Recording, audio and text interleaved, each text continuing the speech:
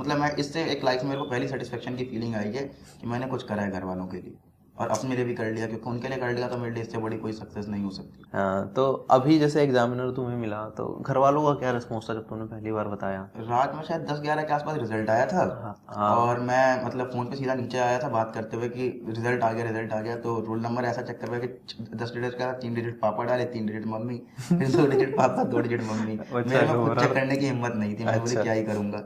तो फिर पापा ने देखा वहाँ पे और पोस्ट देखी B18। उसके बाद मैं पूरा पूछ रहा हूँ घर में, पापा भी खुश हो रहे हैं, सब मतलब पूरा फैमिली। मतलब मेरे लिए जैसे किसी बंदे को आर्केड में कोई बंदा यूपीएससी क्रैक करता है उसके लिए हम्म बहुत बड़ी खुशी होती है, हम्म। मेरे लिए मेरा इस फेज का यही मेरा सबसे बड़ा एग्जाम था, और मतलब मेरे लिए ड्रीम पोस्ट थी।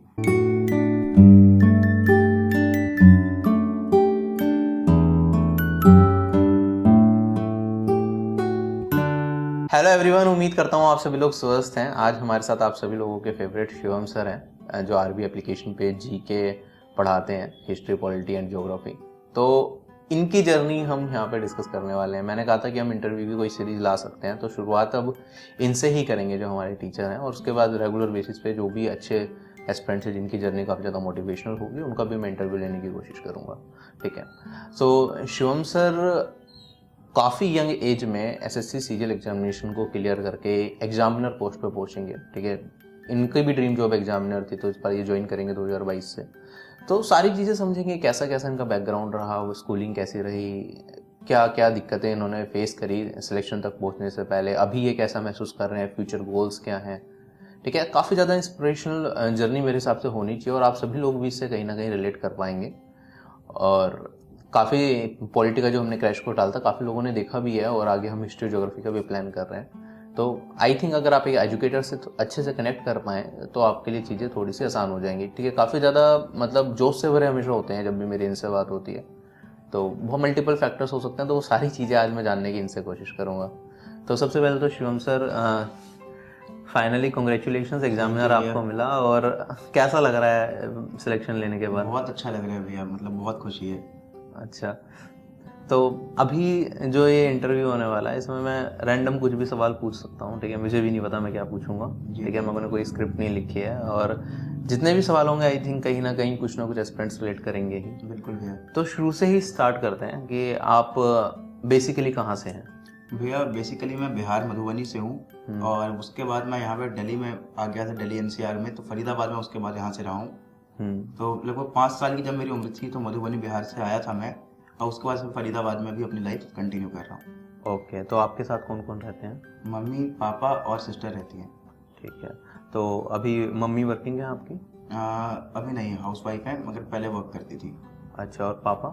पापा वर्क करते हैं अभी, एक्सपोर्ट इंपोर्ट का जो काम होता है उसके अंदर कंपनी में वर्क करते हैं। ओके। तो अभी यहाँ पे आपका अपना घर है या फिर रेंट पे रह रहे हैं? जब मैं 11th क्लास में था तब मैं छोटा सा अपना घर बनाया था, उससे पहले हम रेंट पे रहते थे। अच्छा। तो आपकी तैयारी मतलब स्कूलिंग कहाँ से हुई? भैया स्कूलिंग मेरी फरीदाबाद से ही हुई है, जिसके अंदर सेंट कोलम्बस स्कूल जो है मेरा, 5th क्लास से मैंने उसी में स्कूलिंग अपनी कंटिन्यू करी है 12th तक, और उससे पहले छोटे से स्कूल थे उसमें पढ़ाई करते थे। तो हिंदी मीडियम स्कूल रहा था आपका, इंग्लिश मीडियम? नहीं भैया, इंग्लिश मीडियम स्कूल था। टेंथ में कितनी परसेंटेज थी 10th आपकी? में मेरी 10 CGPA थी। बहुत अच्छे, वेरी गुड। और 11 फिर साइंस ही लिया होगा हाँ 10th से जे साइंस पे लिया के था, बाद तो? PCM ली थी। पीसीएम ली थी। और 12th में कितनी परसेंटेज थी 12th में फिर? मेरे PCM में 95 थे, और ओवरऑल मेरी 91.4 परसेंटेज थी। बहुत अच्छे, मतलब बचपन से ही काफ़ी होनहार रहे हैं हमारे शिवम सर, तभी मुझे लगता है कि इतनी यंग एज में इतनी आगे तक पहुंच गए हैं। तो 12th के बाद क्या किया आपने? भैया जब 12th का मतलब लास्ट चल रहा था 6 महीने का, उस समय NDA एग्जामिनेशन का मुझे पता चला था, नेशनल डिफेंस अकेडमी का, तो सीनियर्स वगैरह से कुछ आइडिया लगा था। तो मैं सोचा कि इस एग्ज़ाम को देना चाहिए मुझे, क्योंकि यूपीएससी एग्ज़ाम कंडक्ट कर रही थी, और मैं चाह रहा था कि मैं कम से कम कंपटीशन को फेस करूं, क्योंकि स्कूल के अंदर आप किसी भी पोजीशन पर रहें, आपको लगता है आप बहुत बढ़िया कर रहे हैं, तो कंपटीशन फेस करने का मन था मेरा। तो मैं उसके लिए एग्ज़ाम को फॉर्म भरा था, और मैंने वो एग्ज़ाम क्रैक करा था फर्स्ट टाइम में। बट मैं अच्छा। SSB में आउट हो गया था, पहले ही दिन आउट हो गया था उसमें। तो उससे मुझे लगा था कि इंजीनियरिंग की जगह कोई दूसरा फील्ड मेरे लिए बेहतर हो सकता है, और मैं जनरल कंपटीशन की तरफ जा सकता हूँ। ओके, तो इंजीनियरिंग का कोई एंट्रेंस एग्जामिनेशन दिया था हाँ आपने? जेई दिया था मैंने, जेई मीन्स मेरा क्लियर हुआ था, बट मैं एडवांस क्लियर नहीं कर पाया था, क्योंकि प्रिपरेशन मेरी थी नहीं, और मैंने कभी उस हिसाब से तैयारी करी भी नहीं थी उसकी। ओके।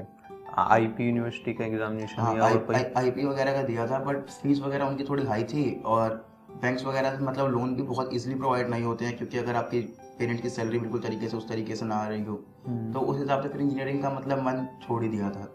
रफ एस्टिमेट आपके पापा की सैलरी उस टाइम पे क्या रही होगी? शायद वो पापा ही अर्न करते थे ना उस टाइम? हाँ, पापा ही अर्न करते थे, मतलब महीने का मुझे लगता है 20 के आसपास होगी, 20 के आसपास इतनी रहती हो।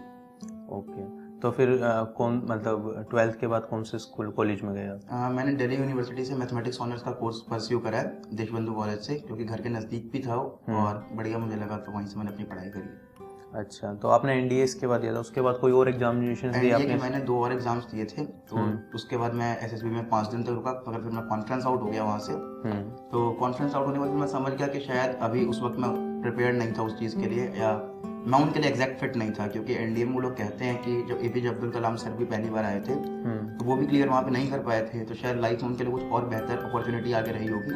मैं वहाँ पे आउट हुआ। फिर मैं अपने कॉलेज के साथ साथ सीडीएस वगैरह को हल्का बहुत देखता था, तो मैंने सीडीएस का एग्ज़ाम भी 3 टाइम्स दिया था, और तीनों बार मैं उसमें भी एसएसबी के अंदर क्वालिफाई मतलब नहीं कर पाया। एक बार तो मैं जा ही नहीं पाया था, कोविड वगैरह आ गया था, तो उसी के साथ फिर प्रिपरेशन है। प्रीलिमिनरी एग्जामिनेशन हर बार क्लियर हुआ? हाँ, प्रीलिमिनरी उसका क्लियर हुआ, बट उसमें फाइनल में कॉन्फ्रेंस में जाके फिफ्थ पे मैं आउट हुआ। तो मार्क्स कैसे रहते थे सीडीएस वगैरह में? सीडीएस में भैया लास्ट जो मैंने सीडीएस दिया था उसमें मेरे ऑल इंडिया रैंक 1 से 5 मार्क्स ज़्यादा मार्क्स थे जो फाइनल रिजल्ट आया, क्योंकि वो आपको मार्क्स देते हैं, बट मैं एसएसबी नहीं कर पाया था।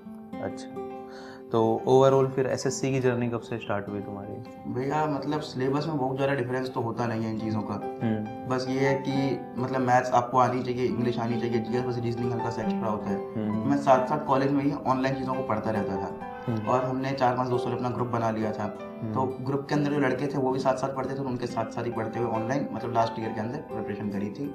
और एक्चुअली मैंने सीजीएल 2020 को टारगेट करा था उस समय में, क्योंकि मैं सोच रहा था कि जैसे डिफेंस एग्जाम्स में क्या होता है, आप फाइनल ईयर के अंदर एग्जाम दे सकते हो, आप एलिजिबल होते हो। तो मुझे ज़्यादा जानकारी सीजीएल को लेकर थी नहीं, एक्सपोजर नहीं था उस समय में, तो मुझे लगा इसमें भी ऐसा होता होगा, और सीजीएल 2020 में हम एलिजिबल ही नहीं थे, तो 2021 का दिया था। ओके, तो अभी जैसे तुमने बताया तुम्हारे दोस्तों के साथ तैयारी करी थी, आपका तो सिलेक्शन हो चुका है अभी एसएससी सीजीएल से, तो आपके दोस्तों का क्या? पूरे ग्रुप का सिलेक्शन हो गया भैया, जितने बंदे थे एक भी बंदा आउट नहीं हुआ, जिन्होंने तैयारी एंड तक कंटिन्यू करी।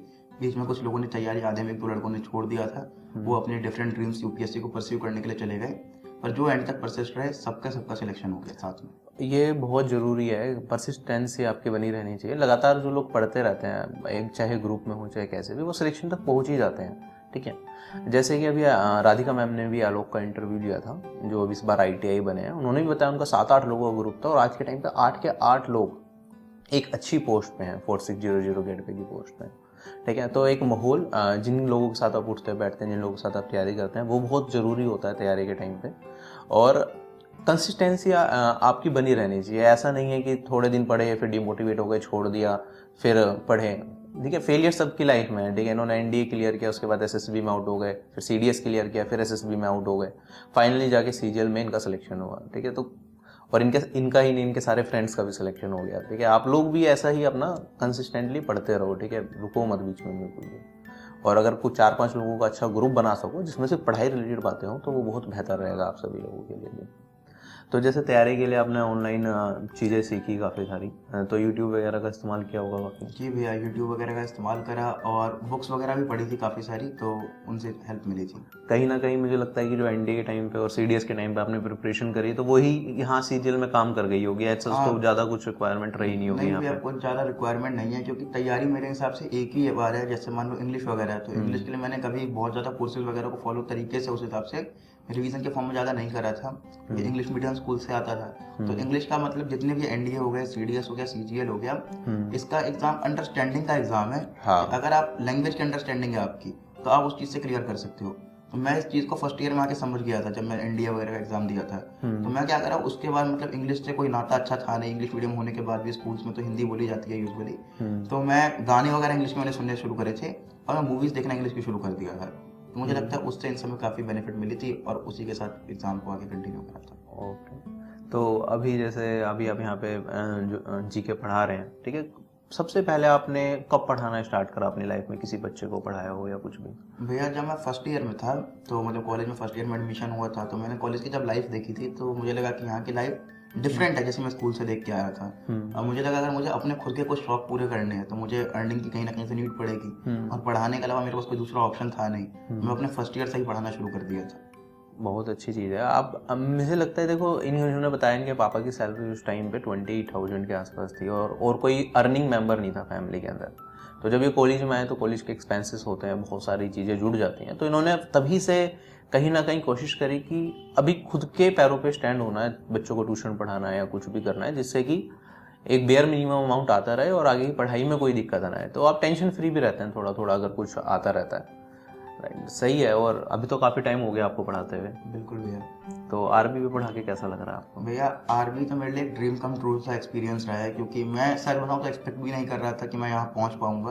बट जब आपके साथ मिला और आया तो मतलब मुझे बहुत खुशी है, क्योंकि मैं जैसा आपको पता है साइंस बैकग्राउंड वाला स्टूडेंट शुरुआत के फेज में रहा हूँ। और वहाँ के स्टूडेंट्स को मैंने जो मतलब खुद भी फेस करा है कि जीके उतनी अच्छे से समझ नहीं आती है, इंटरेस्ट नहीं बन पाता है। और मुझे भी खुद भी इंटरेस्ट बिल्ड करने में थोड़ा तरीका लगा। जैसे कि मान लो मैं आपको बताता हूँ कि कोई बंदा हिस्ट्री पढ़ने में उसका मन नहीं लग रहा है। हाँ। अब वो हिस्ट्री क्यों पढ़ना चाहेगा, उसको कोई रीजन नहीं पता हिस्ट्री पढ़ने का। वो हिस्ट्री बस ये देख रहा है कि मेरे 2 एग्जाम में क्वेश्चन आएंगे, मैं उसलिए पढ़ रहा हूँ। पर जब मैं हिस्ट्री पढ़ना शुरू करा तो मेरे को ये पता चला कि हिस्ट्री एक्चुअली सिलेबस में इसलिए नहीं है।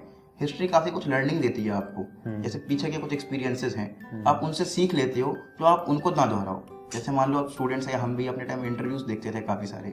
तो हम इंटरव्यूज क्यों देखते थे सीनियर्स के, कि उन्होंने जो लाइफ में गलतियां करी हैं जिसके कारण उनका 3 बार 4 बार बाद सिलेक्शन हुआ है, वो हम अपनी लाइफ में मिनिमाइज करें। तो यही हिस्ट्री का पर्सपेक्टिव है हमारे नॉर्मल लाइफ में, सोसाइटी के अंदर। हमें अपनी जिंदगी सोसाइटी में भी जीनी है, और सोसाइटी में किस एक्शन का क्या रिजल्ट आया है, तो उसी पर्सपेक्टिव से हिस्ट्री, पॉलिटी, ज्योग्राफी को पढ़ना शुरू करा तो इंटरेस्ट बना। सबसे ज़्यादा ज़रूरी ये है कि जो भी आप सब्जेक्ट पढ़ रहे हैं अगर आपको उसकी इम्पोर्टेंस समझ आ जाए कि रियल लाइफ में उसकी इम्पोर्टेंस क्या होगी, क्यों वो सब्जेक्ट डाले गए हैं, तो पढ़ने में मज़ा आने लगता है और चीज़ें समझना आसान हो जाता है। जब चीज़ें समझ आने लग जाती हैं तो फिर उन्हें याद रखना भी आसान हो जाता है। बिल्कुल। अभी हमने हिस्ट्री की जो सर ने क्लास डाली थी 3 घंटे की, सर का ही विजन था कि एक बार ओवरव्यू देते हैं पूरा का पूरा हिस्ट्री का, जिससे कि एस्पिरेंट का इंटरेस्ट तो बने, क्योंकि ओवरऑल हिस्ट्री पढ़ना, हिस्ट्री सबसे बड़ा सब्जेक्ट है एसएससी सीजीएल में अगर जीके में बात करूँ तो। वो एक ओवरव्यू मिल गया तुम्हें कि इवेंट्स किस तरीके से हुए, टाइमलाइन क्या क्या रही, इंपॉर्टेंट चीज़ें आपको समझ आ गई एक बार की में छोटी सी वीडियो से। तो उसके बाद आपका इंटरेस्ट डेवलप होगा तो आप डिटेल में पूरा पढ़ भी पाएंगे उसे। पॉलिटी के बारे में थोड़ा सा बताओगे। जैसे आप पॉलिटी पढ़ाते हो, आपने क्रैश कोर्स भी डालता, 4.5 घंटे के आसपास आई थिंक था। तो पॉलिटी से एक स्टूडेंट कैसे रिलेट करें? भैया पॉलिटी जो है वो आपको सबसे ज़्यादा रिलेटेबल सब्जेक्ट होगा आज के डेट में, क्योंकि आप देश के अंदर रह रहे हो। आपको अगर अपने राइट्स नहीं पता, आपको अपनी रिस्पॉन्सिबिलिटीज़ नहीं पता, तो आप एज अ सिटीजन देश के लिए ना अच्छा कर पाओगे, ना देश आपके लिए कुछ कर पाएगा। आपको अपनी आवश्यकता मतलब जानकारियाँ नहीं होंगी। तो स्टूडेंट को एक पॉलिटी की अच्छी जानकारी होनी चाहिए, चीज़ों को जानना चाहिए हमारे पास क्या फंडामेंटल राइट्स हैं, और सोसाइटी के अंदर जो काफ़ी सारी मतलब त्रुटियाँ हैं, उन त्रुटियों को भी आप जानकारी ले सकते हो और सोसाइटी के बेटरमेंट के लिए काम कर सकते हो। तो इसलिए पॉलिटी ऐसा सब्जेक्ट बहुत ज़रूरी है हमारे लिए। और ज्योग्राफी? भैया ज्योग्राफी का ऐसा है कि मेरे को पर्सनली ज्योग्राफी में शुरू में उतना इंटरेस्ट नहीं आता था, पर मैं घूमने का बहुत शौकीन था। मतलब डायरेक्टली नहीं, पैसा नहीं उतना रखता था, तो मैं ब्लॉग्स के थ्रू घूमने का बहुत शौकीन था। अच्छा। तो जब मैं ब्लॉग्स के थ्रू घूमता था तो दिमाग में सवाल आता था कि जैसे चेन्नई है, यहाँ पे बरसात अलग समय पे होती है और दिल्ली में बरसात अलग समय पे होती है, क्योंकि उसमें मॉनसून में टाइम पीरियड आता है। मैं सोचा था ऐसा क्यों हो रहा है। तब फिर मैं यहाँ पे देखा कि ठीक है, यहाँ से माउंटेन्स आ रहे हैं, तो यहाँ से जो विंड आ रही है माउंटेन के साथ साथ निकल के यहाँ पर पहुँच नहीं पा रही है, और वापसी आते वक्त में विंड आती है। मैं उस हिसाब से जब चीज़ों को यहाँ पे पढ़ने की कोशिश करा तो ज्योग्राफी में मेरा इंटरेस्ट बनता चला गया। ओके। तो अभी जैसे ये फेज था कि तुम्हारा मतलब इतने मल्टीपल एग्जामिनेशंस, उनमें एसएसबी में आउट हुए, तो कभी बहुत डिमोटिवेशन से हुई कि यार एनडीए में भी तुमने कहा 3 बार दिया, ऐसे सीडीएस भी 3 बार निकाला, एफकैट भी 2 बार, एफकैट भी 2 बार निकाला, तो फाइनली जाके एसएसबी में आउट हो रहे हो, तो कभी ऐसा आया कि हो ही नहीं रहा कुछ भी, डिमोटिवेशन बहुत ज़्यादा हो गई कि आगे कुछ कर पाऊंगा या नहीं कर पाऊंगा? फैमिली बैकग्राउंड भी ऐसा नहीं कि बहुत अच्छा है। भैया जब सबसे पहली बार आउट हुआ था तो बहुत ज़्यादा दुख हुआ था। मतलब ऐसा था कि 12th तक आया था और एकेडमिकली मतलब शुरू से ठीक ठाक स्टूडेंट रहा था। तो लाइफ में मतलब लाइफ में फेलियर देखने की आदत मेरे को उस समय तक थी नहीं। मतलब स्कूल में एग्जाम हुए, कंपटीशन हुए, डिबेट हुए, पोएट्री हुई, सब में अच्छा करता था। तो लाइफ में पहला फेलियर मैंने वो देखा था। और जब मैं देहरादून से वापस आ रहा था एसएसबी देख, मतलब मेरे को अंदर से मैं सोच रहा था मैं घर पे कैसे जाऊंगा, कैसे सोसाइटी को फेस करूंगा। बट 2-3 फेलियर के बाद फिर मेरे को स्टेगनेंट हो गया। मैंने कहा ठीक है कोई बात नहीं, पेशेंस रखेंगे। और एमएस धोनी को मतलब मैं फॉलो करता हूँ। वो एक चीज़ कहते हैं कि अगर आप प्रोसेस पर भरोसा रखते हो तो आउटपुट आपका आएगा ही आएगा, रिजल्ट आएगा, टाइम लेगा तो मगर आएगा। तो मैं उसी चीज़ को अपना फॉलो करता गया। अच्छा, तो अभी जैसे सीजीएल 2021 दिया था, आपको आइडिया तो पहले लग ही गया होगा कि हाँ सिलेक्शन हो ही जाएगा, तो जब रिजल्ट आया तो घर वालों का रिस्पॉन्स कैसा था? आपको सीजी अकाउंटेंट की पोस्ट मिली बिल्कुल थी। भैया। मैं थोड़ा सा यहाँ पे क्लैरिफाई करना चाहूँगा, कुछ एस्पिरेंट्स मे भी उन्हें लगे कि सीजीएल 2021 से भी जॉब ले ली, 2022 से भी जॉब ले ली और अब आरबी भी पढ़ा रहे हैं, तो आगे का पर्सपेक्टिव क्या रह सकता है शिवम सर का? देखो सीजीएल 2021 का रिजल्ट अपना शायद मार्च में आया था, राइट? जी भैया, 17 मार्च को आया था। अभी उसकी कोई ज्वाइनिंग वगैरह का कुछ आया? कुछ भी नहीं आया है, कोई अपडेट नहीं। ज्वाइनिंग का कोई अपडेट नहीं है अभी, कोई भी चीज़ें नहीं हुई। इस बीच 2022 हो गया, जिसमें एग्जामिनर जो पोस्ट है इन्हें लिटरली काफ़ी ज़्यादा अच्छी लगती है इनका, क्योंकि पापा भी इंपोर्ट एक्सपोर्ट से रिलेटेड कुछ काम करते थे, तो एग्जामिनर का थोड़ा एक्सपोजर इनके पास है। तो इनका चाहता थे कि एग्जामिनर ही पोस्ट लेंगे। अभी लोकेशन का नहीं पता कि अगर लोकेशन का कोई इशू आया तो मे बी आगे प्रोसेस में जाना पड़े। एसएससी का एग्जाम ऐसे ही है, जब तक तुम अपनी ड्रीम लोकेशन तक नहीं पहुँचते तो चीज़ें चलती रहती हैं, ठीक है। बट आई विश कि शिवम सर को अपनी ड्रीम लोकेशन मिले, और पोस्ट तो मिल चुकी है। जी भैया, बाकी पोस्ट भी बढ़िया है। मैं मतलब रीज़न इसके बहुत वो था, शुरुआती फेज से था, क्योंकि पापा जब शुरुआत में आए थे तो वो 20 साल से इस फील्ड में रहे हैं। और यूजुअली ऐसा होता है ना कि जो डॉक्यूमेंट्स आते हैं वहाँ से बाहर से इंपोर्ट एक्सपोर्ट के, तो उनको लेके जाते थे एग्जामिनर के सामने, उनको साइन वगैरह के रिलेटेड चीज़ों को लेके। तो वहाँ से मतलब उनका ड्रीम था कि इस फील्ड में आ पाऊँ। तो मतलब बहुत मतलब मैं इससे एक लाइफ में मेरे को पहली सेटिस्फेक्शन की फीलिंग आई है कि मैंने कुछ करा है घर वालों के लिए, और अपने लिए भी कर लिया, क्योंकि उनके लिए कर लिया तो मेरे लिए इससे बड़ी कोई सक्सेस नहीं हो सकती। जब रिजल्ट आया और तुमने बताया कि फाइनल, मैंने तो तुम्हें पहले ही बोल दिया था कि तुम लग जाओगे एग्जाम में ठीक है। मिठाइयाँ जिस दिन टीयर 2 के मार्क्स आए थे मैंने कहा मिठाइयाँ बांट दो, ठीक है।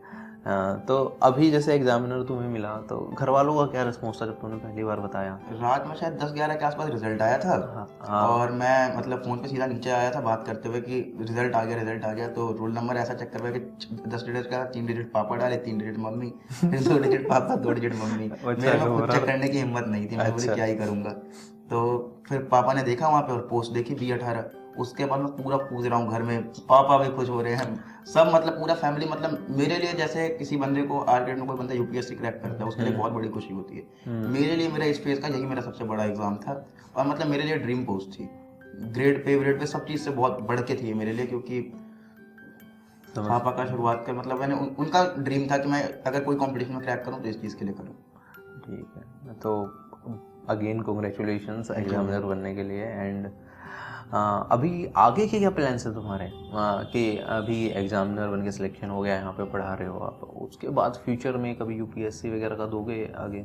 भैया मैं ज़्यादा प्रेशर लेके अपनी चीज़ें कभी नहीं कर पाता। मतलब मैं एग्जाम्स भी देता हूँ तो बिल्कुल टेंस फ्री लेके रहता हूँ। अभी मैंने आगे का इंस्टेंट कुछ प्लान नहीं करा है, बट हाँ अगर मुझे लगता है मेरे पास टाइम कभी बन पाता है तो मैं एक बार शौक के लिए देश के बारे में पढ़ना चाहता हूँ। मेरे को कोई ऐसा प्रेफर नहीं था कि मैं यूपीएससी को क्रैक ही करूँ या कोई ऑफिस, मतलब मैं जानता हूँ कि एक बहुत बड़ा प्रोसेस है, इतना ईजी प्रोसेस नहीं है कि आप जाओगे और चीज़ें क्रैक होंगी। टाइम टेकिंग प्रोसेस है, पेशेंस वाला प्रोसेस है। तो मैं देश के बारे में पढ़ना जरूर चाहूँगा और डिटेल में, और अगर कभी मौका बन पाया तो कोशिश जरूर करूँगा। बिल्कुल, ऑब्वियसली आप हाफ वे डाउन दे, मतलब इतना जीके की आपकी इतनी ज़्यादा वास्ट नॉलेज है, थोड़ा सा और पुश करके मे बी, लेकिन हाँ टेक योर टाइम। अभी तुम्हारा सिलेक्शन हुआ है, enjoy your life for some time, and when you feel like कि हाँ नहीं अब डूब जाना है इसके अंदर, क्योंकि यूपीएससी इज नॉट, मतलब उसमें पूरा दिन रात पूरा शेड्यूल ही अपना चेंज करना पड़ता है। बिल्कुल। तो वो माहौल बनाने में मे भी टाइम लगे, ठीक है। तो जब अभी तो मेरे ख्याल से आपके पास बहुत टाइम है, तो आराम से जब भी लगेगा कि करनी है मन लगा के तैयारी तो आप स्टार्ट कर सकते हैं। वरना एग्जामिनर भी अपने आप में एक बहुत अच्छी पोस्ट है, तो ना भी जाओ तो भी आई थिंक अच्छा है। जी भैया। तो शिवम सर, आरबी चैनल के बारे में आपको कब पता चला? भैया जब तैयारी की स्टार्ट का फेज था तो उसी समय दोस्त वगैरह यूट्यूब में काफ़ी सारी चीज़ों को सर्व करते थे, देखते थे कि क्या मिल सकता है नहीं मिल सकता है। तो नोटिफिकेशन वगैरह की आपकी वीडियोस आती थी उस समय में, और नोटिफिकेशन के साथ आप बाकी चीज़ों की वीडियो बनाते थे। जीके पे आपका टाइमर आता था, उसमें 3 2 1 करके जब आप मतलब क्वेश्चंस वगैरह बनाते थे तो उसमें ये आंसर बताना होता था कुछ टाइप की। तो वैसे वीडियोस वगैरह भी शुरुआत में देखता था, तो वहीं से जानकारी मिली थी। फिर पीडीएफ्स वगैरह भी आप काफ़ी सारी प्रोवाइड करते थे, तो उन्हीं चीज़ों की थ्रू जानकारी मतलब प्राप्त होती गई थी आरबी के रिगार्डिंग। हुआ क्या था, जब स्टार्टिंग में मैं अकेले ही काम करता था, कोई टीम नहीं थी, कोई वेबसाइट नहीं थी, कोई एप्लीकेशन नहीं थी, तो उस टाइम पे क्या होता था, जीके के प्रीवियस ईयर क्वेश्चंस आए कंपाइलेशन तो मैं दे देता था टेलीग्राम पे तब भी, कि चलो अच्छे फिजिक्स के अलग फिल्टर कर लेते हैं, केमिस्ट्री के अलग एग्जाम के, जिससे कि पता चल जाए कि क्या क्वेश्चंस पूछे जा रहे हैं। और क्विज फॉर्म में क्या करता था, पीपीटी में टाइमर लगा के और रिकॉर्ड करके यूट्यूब पे चला देता था, तो 10 सेकंड मिलते थे एक क्वेश्चन के लिए। बच्चा उसमें देखता था ऑनलाइन यूट्यूब पे ही, सोल्यूशन अपना खुद चेक कर लिया कितने सही बने कितने नहीं बने। खैर आज के टाइम में तो एप्लीकेशन पे हमने सारा कंटेंट डाला हुआ है क्विज फॉर्म में, एंड जो भी जीके के पिछले 3-4 साल के पेपर्स हैं, जिससे कि हिस्ट्री को क्विज फॉर्म में दे सकते हो आप। और ये सारी चीज़ें फ्री हैं एप्लीकेशन पे भी, अब कभी जाके देखोगे। लेकिन हाँ, जब स्टार्टिंग में जब कुछ होता नहीं है तो किसी ना किसी चीज़ से तो शुरुआत करनी होती है कि चलो यही डाल देते हैं जीके की। उस टाइम पे वैसे मैंने वो भी डाला हुआ था, तुमने शायद देखा होगा, 2019-20 के टाइम पे शायद डाली थी, जो राधिका मैम को भी वीडियोज बनाते हैं हाँ उससे हाँ पहले, कि इम्पोर्टेंट अपॉइंटमेंट्स कौन कौन सी हैं और ये सब जो भी इम्पोर्टेंट बिल्कुल टॉपिक्स बिल्कुल, होते जो थे मतलब वन जीके लाइनर के। फॉर्म के अंदर जो याद करने होते हैं एग्जाम से पहले चीजें, काफी सारी चीजें थी उस वक्त में। हाँ, तो वो डाल देता था। अब तो खैर बिल्कुल भी नहीं देखता, मैं मैथ्स मैथ्स पे की ही भी जो फोकस आपकी कुछ करता हूँ। वीडियोस ऐसे रहती थी जो बिल्कुल क्लोज स्क्रीन टाइप में रहता था, मतलब शक्ल वगैरह उतनी नहीं दिखती थी, आप लिखते थे उस पे। हाँ। वो ऐसे फॉर्म में भी आपकी कुछ मैथ्स की भी वीडियोस आती थी, तो उस समय से आरबी को देखते थे। तो काफ़ी पहला टाइम हो गया, लेकिन चलो ठीक है, अच्छा लगा सुन के। यार पुरानी यादें ताज़ा हो गई है सुन के तो। मतलब बढ़िया रहा था। और मतलब उस समय से जो आपकी ग्रोथ आई है, मतलब जहाँ से आपने शुरू करा था वहाँ से आज आप पूरी की पूरी इतने बड़े इंस्टीट्यूट को रन कर रहे हो, स्टूडेंट्स की हेल्प कर पा रहे हो, और आपके थ्रू मैं हेल्प कर पा रहा हूँ। मतलब मेरे लाइफ में मैंने कभी नहीं सोचा था कि मैं खुद इतनी जल्दी सिलेक्शन ले पाऊंगा। और आज जैसे मान लो एग्जामिनर्स का ग्रुप बना है, तो मेरे ग्रुप में कितने सारे ऐसे एग्जामिनर जो मुझसे पढ़े हुए बच्चे हैं, तो आज वो ग्रुप में मैसेज करते हैं कि सर आपसे पढ़ा था और आज एग्जामिनर बन गया। साथ में ज्वाइन कर गया आप ही का जीके का कोर्स देखा था, तो मतलब मेरे लिए बहुत बड़ी बात है कि आपने मुझे एक ऐसी अपॉर्चुनिटी प्रोवाइड करी। मैं समझ सकता हूँ इस चीज़ को। जब 2018 में मेरी ज्वाइनिंग आई सीजीएल से, तो साथ के सारे ही बच्चे अच्छे तरीके से कनेक्टेड। तो शायद ही जब मैं उसके लिए गया था, क्या कहते हैं, डॉक्यूमेंट वेरिफिकेशन, तो पहली बार बच्चों से मिलना हुआ साथ में। तो उसमें शायद एक साथ 40 बच्चे बुलाए थे उसके डीवी के टाइम पे, या ज़्यादा थे, 80 होंगे स्लॉट में। तो एक भी बच्चा शायद ही ऐसा होगा जो नहीं जानता था उस टाइम पे भी मुझे। अभी भैया जो सीजीएल का टियर 2 देने गया था मैं, लखनऊ मेरा सेंटर पड़ा था, तो उससे पहले मेरी पॉलिटी की वीडियो आ चुकी थी क्रैश कोर्स वाली। हाँ। और 1 लाख से ज़्यादा बंदे उस वक्त देख चुके थे, तो प्री में भी उनको हेल्प मिली थी, बेनिफिट मिला था उसका। तो मेंस में जब वहाँ पे बंदे बैठे थे तो पहले देख रहे थे मुझे घूर घूर के, मैं समझ नहीं पाया कि क्या हो रहा है। मुझे एक्सपीरियंस था नहीं इस चीज़ का। तो एक ही साथ सब आके पूछ रहे हैं कि आप शिवम से रही हो क्या? मैं बोला कि हाँ बताओ क्या हो गया। कह रहे आपका पॉलिटी का वीडियो देखे थे, फ्री में बहुत हेल्प मिली थी। तो मतलब अलग सा ही कॉन्फिडेंस मतलब बूस्ट होता है, खुद को भी लगता है कि मतलब जिस तरीके से मैंने अपनी पढ़ाई करी उस तरीके से बता पा रहा हूँ। और मतलब मेरे को बहुत मतलब प्राउड है इस चीज़ का कि मैं आपके थ्रू कनेक्ट होके अपने मतलब और चीज़ों को और आगे तक बढ़ा पा रहा हूँ। तो अभी अगर आप अपनी सक्सेस का किसी को क्रेडिट देना चाहोगे तो वो कौन लोग होंगे? भैया मेरे हिसाब से सक्सेस का पूरा क्रेडिट मम्मी पापा को है, और भगवान को है, शिव जी को है, कि उन्होंने मुझे इतने अच्छे पेरेंट्स दिए। और पेरेंट्स ने मतलब मुझे आज तक कभी कोई प्रॉब्लम फेस नहीं करनी थी लाइफ में। मतलब मुझे लगता है मेरे लाइफ का जो स्ट्रगल है एक्चुअली पापा का ही स्ट्रगल है। उन्होंने ही लाइफ में स्ट्रगल करी है, मुझे कोई स्ट्रगल नहीं दी। पूरा प्रॉपर रूम मिला, खाना पीना रहना, सारी फैसिलिटीज़ जो प्रोवाइड हो सकती थी सारी फैसिलिटीज़ प्रोवाइड करी गई। एजुकेशन मिला, स्कूल्स मिला, ट्यूशन्स मिले, मतलब बचपन से सारी चीज़ प्रोवाइड करी। और उनका ड्रीम भी था और मेरा भी साथ में उनके साथ ड्रीम बना, और मैं उस चीज़ को फॉलो कर पाया, परस्यू कर पाया। तो मैं बहुत खुश हूँ कि मैं उन लोगों के लिए जो उनका फेवरेट चीज़ थी, मतलब मेरे को भी वो चीज़ पसंद आई, तो मैं उस चीज़ को उनके लिए सक्सेसफुल कर पाया, तो मैं उन्हीं को क्रेडिट दूँगा। मैं भी हमेशा इस चीज़ पे कहता हूँ कि पेरेंट्स का काम होता है बच्चों को पढ़ाना लिखाना एक एज तक, उन्हें कि कोई एजुकेशन में उनकी कोई दिक्कत ना है, जितना भी वो कर सकें, ठीक है। क्योंकि यहाँ पे अभी गवर्नमेंट चीज़ें इतनी ज़्यादा अवेलेबल नहीं है, ठीक है। बाकी काफ़ी कंट्रीज में तो एजुकेशन कम्प्लीटली फ्री होती है, इंडिया में अभी हो सकता है आने वाले टाइम में ऐसा हो, तो पेरेंट्स कहीं ना कहीं वहाँ तक इम्पोर्ट करते हैं। लेकिन कुछ बच्चे सोचते हैं कि हमारी ग्रेजुएशन हो गई उसके बाद भी पेरेंट्स ही सब कुछ करवा के थे, तो वो गलत चीज़ है, ठीक है। उन्होंने तुम्हें पढ़ा दिया, तुम्हारा उनकी जिम्मेदारी वहाँ पे ख़त्म होती है। जॉब लेना, आगे कोई बिजनेस ग्रो करना, वो आपकी अपनी खुद की जिम्मेदारी है, उसमें आपको खुद एफर्ट्स लगानी चाहिए।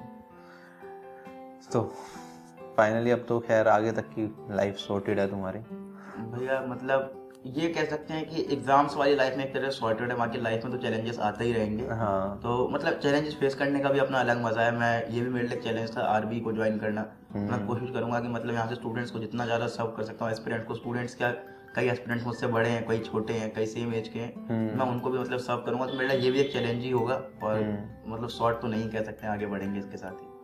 बिल्कुल। तो आज के सेशन को हम यहीं तक रखते हैं। आई होप काफ़ी कुछ चीज़ें आपको सीखने को मिली होंगी, काफ़ी मोटिवेशन भी आपको शिवम सर की जर्नी से मिली होगी कि किस तरीके से कुछ फेलियर्स देखे सीडीएस में, एनडीए में, और उसके बाद सीजीएल एग्जामिनेशन एक बार की मैंने उन्होंने निकाला 2021 वाला, फिर 22 वाला भी सिमिलर टाइम पे हो गया था, तो उसमें भी अपनी ड्रीम जॉब तक पहुँचे हैं, ठीक है। तो आप लोग भी मेहनत करते रहिए, ठीक है। मेहनत का कोई ऑल्टरनेटिव नहीं है, कोई शॉर्टकट नहीं है, ठीक है। शॉर्ट वीडियोज में कुछ इन्फॉर्मेशन कुछ सेकंड में आप पा सकते हैं, लेकिन उससे आपका सिलेक्शन नहीं हो सकता, ठीक है। सिलेक्शन के लिए आपको मन लगा के पढ़ना पड़ेगा, number of hours put on करने पड़ेंगे, ठीक है। सोशल मीडिया को थोड़ा लिमिट करना पड़ेगा अगर आप किसी स्ट्रक्चर्ड वे में पढ़ रहे हो, तो बाकी फिर सोशल मीडिया की जरूरत नहीं होती है, ठीक है। कुछ लोग यूट्यूब से तैयारी करते हैं, ठीक है, उन्हें तो मैं नहीं कह सकता कि कम इस्तेमाल करो, लेकिन जो लोग डिटेल में पढ़ रहे हैं, ठीक है, वो कहीं ना कहीं अगर आप एक ऐसे सोर्स से अपनी तैयारी कर पाएँ जहाँ पे आपको एक ही जगह पे सब कुछ मिल जाए और आपको फालतू की चीज़ें ना मिलें, ठीक है, वो चीज़ें जिनसे आपका कोई लेना देना नहीं, जो आपके एग्जाम में नहीं है, ठीक है, तो वो सही रहता है, ठीक है। आज के टाइम पे ना डिस्ट्रैक्शन हद से ज़्यादा है, ठीक है। इवन पहले यूट्यूब पे इतनी डिस्ट्रैक्शन नहीं थी, आज के टाइम पे तो यूट्यूब पे भी तुम्हें कंटेंट तो मिलेगा नहीं, इधर की बात उधर की बात, इसने ये कहा उसने वो कहा, इसने ये बोल दिया, मतलब इतना सब कुछ है डिस्ट्रैक्शन के लिए कि तुम पूरे दिन स्क्रॉल करते रहोगे और तुम कुछ आउटपुट निकाल ही नहीं पाओगे उससे। और अब तक तो पहले तो फिर भी कुछ चीज़ें होती थी कि डिसलाइक होते थे तो पता चल जाता था वीडियो कितनी क्रेडिबल है नहीं है, अब तो डिसलाइक्स हट गए, कमेंट डिलीट हो जाते हैं, तो किसी भी तरीके से ये चीज़ें पता कर पाना कि कौन जेन्युइन है कौन नहीं बड़ा मुश्किल हो गया आज के टाइम में। तो मैं तो यही कहूँगा कि जिस पे आपको भरोसा है क्रेडिबल सोर्स से अपनी तैयारी करो अच्छे तरीके से और कम डिस्ट्रैक्टेड रहो और सिलेक्शन लो, ठीक है। इस एसएससी की साइकिल से बाहर निकलो। इन शिवम सर भी बता रहे थे कि इनके जैसे ग्रुप में 4-5 लोग थे और सबका सिलेक्शन हो गया, आज अच्छी पोस्ट पे है, ठीक है। तो मेहनत करोगे, जो भी बच्चा लगातार मेहनत करता रहेगा और सिलेक्शन तक जरूर पहुंचेगा, ठीक है। So bye bye guys, take care, have a nice day and Jai Hind.